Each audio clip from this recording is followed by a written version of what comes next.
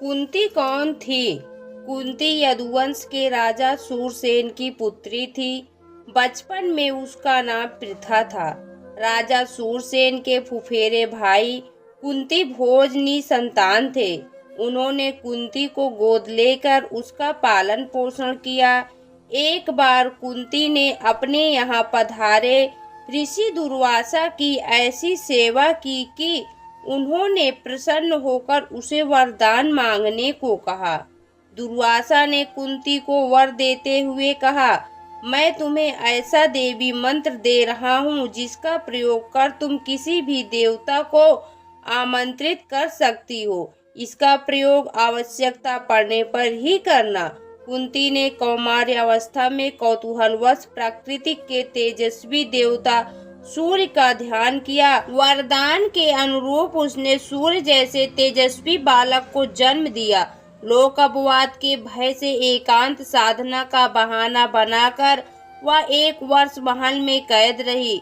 विश्वदासियों की सहायता से उसने अपने पुत्र को, जो कालांतर में कर्ण कहलाए, जन्म देकर नदी में बहा दिया। हस्तिनापुर के राजा विचित्रवीर के छोटे पुत्र पांडु से उसका विवाह हुआ। पांडु के बड़े भाई धृतराष्ट्र अंधे थे।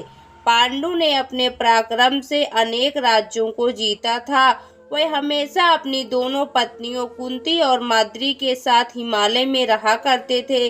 पांडु अकस्मात क्षय रोग के शिकार हो गए और संतान उत्पत्ति के अयोग्य हो गए।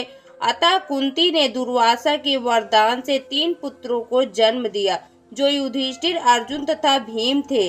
पांडु की दूसरी पत्नी माद्री ने कुंती के वरदान की सहायता से अश्विनी कुमारों का ध्यान किया तो उससे नकुल और सहदेव उत्पन्न हुए। पांडु की मृत्यु के बाद कुंती और माद्री दोनों ही सती होना चाहती थी, किंतु माद्री ने कुंती को अपने दोनों पुत्रों का भार सौंप दिया और वह पांडु के साथ सती हो गई। कुंती बहुत परोपकारी थी।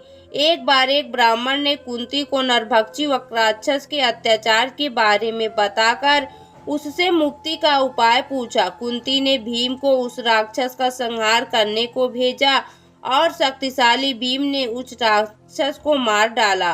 महाभारत के युद्ध के समय कुंती अपने पुत्रों के मरने के ख्याल से सिहर उठती थी।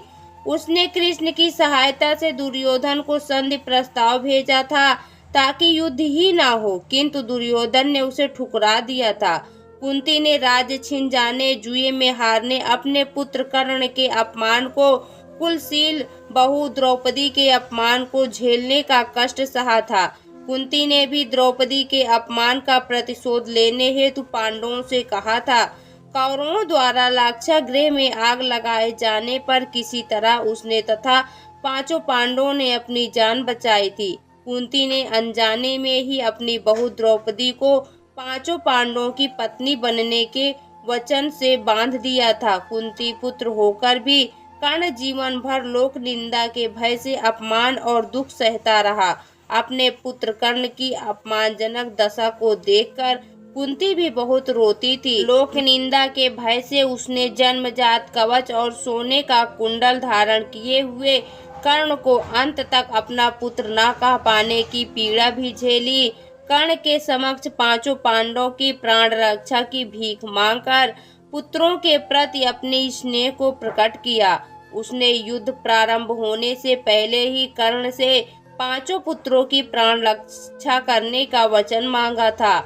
इसके बदले में उसने कर्ण को एक अभिशापित जीवन दिया। यह अपराध बोध जीवन भर उसे सालता रहा।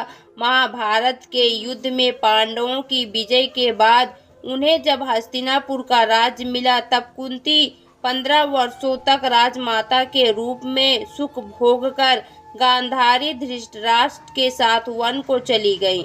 जाने से पूर्व उसने द्रौपदी के सम्मान की हर समय रक्षा करने का वचन तथा दुर्भाग्यशाली पुत्र कर्ण की मृत्यु के बाद प्रत्येक वर्ष उसके श्राद्ध कर्म को विधिवत करते रहने का पांडवों से वचन लिया और वनवास का कष्ट सहते हुए वैराग्य की साधना पूर्ण कर अपने प्राणहुति अग्नि देवता को समर्पित कर दी। कुंती का संपूर्ण जीवन विसंगतियों से भरा पड़ा था। अनजाने में सूर्य का आह्वान कर उसने सूर्यपुत्र कर्ण को जन्म तो दिया, किंतु उसे पुत्र न कह सके। कर्ण अभिशप्त जीवन जीता रहा। कर्ण को अभिशप्त जीवन जीते देखकर इसी पीड़ा में आजीवन घुलती रही। अपने समस्त पुत्रों के बदले में कर्ण का बलिदान उसके लिए बहुत कष्टदायक था। उसने समय और परिस्थिति के अनुरूप अपनी विचारों और कार्यों में संतुलन बनाए रखा।